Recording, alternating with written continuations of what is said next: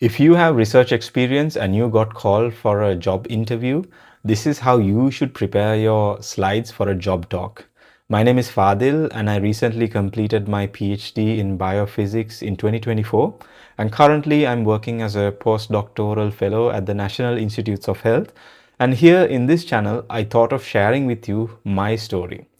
So this is how my story is. Like, as I mentioned, my PhD is in biophysics, where I studied the structure and dynamics of chromatin, basically the DNA, in the single molecule resolution using very advanced microscopes.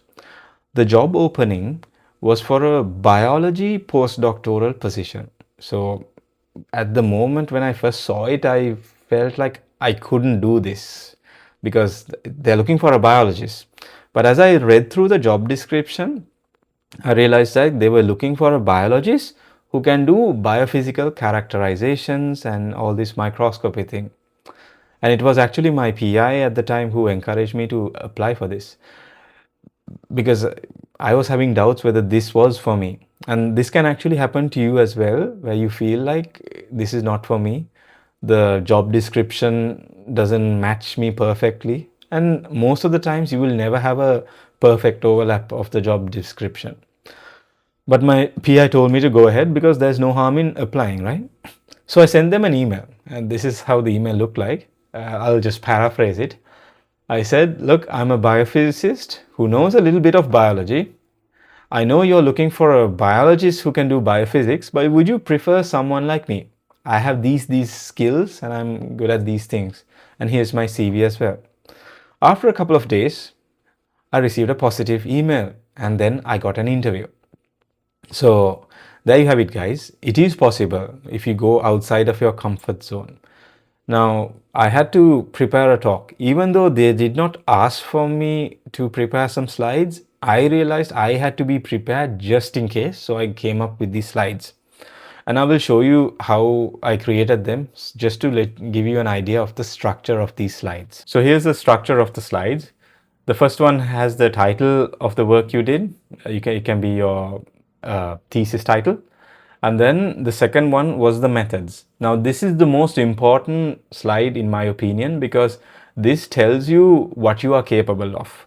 And I thought of arranging it in this manner, where I talk about the biological system that I used, the imaging systems, the microscopes that I used, and the analysis that I did using all these programming softwares. Because I wanted to show them that I could be an asset to their team because I know these things. And that was my goal, just to show that I can offer you guys these services to solve your problem. And then the next slide was the projects that I did. And I structured them in this manner. And then I went one by one over them. I did not have to go through all the results, just the major findings that I found and that they would be impressed with. So don't put everything, just a few of the key findings. And overall, because I had 4 projects, the slides lasted for about 12, right? So yeah, this is how I did it. And just to let you guys know, it's always, you have to think from the employer's perspective. Yeah, employer's perspective, as in what they want, what they are looking for, and if this person is capable of solving their problems. For example, it doesn't matter if the projects you conducted were a success or not, because what truly matters is the research experiences that you have gained and how good you are at transferring those experiences to solve their problems. They really don't care about the past. They want to know, are you able to solve my problem right now? And how good you are at learning something new.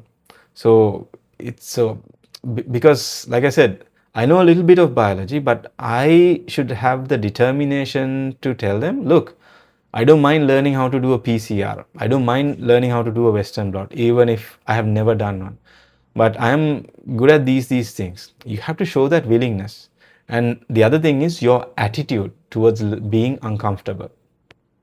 If you have these 4 elements, then I'm pretty sure your interview is going to be a success.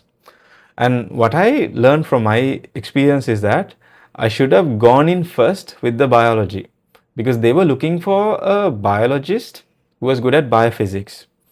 And during the talk, when I was showing these slides, especially the second one with the methods, where I showed these are the biological systems I use, my boss asked, so did you do this on your own? Did you culture the cells?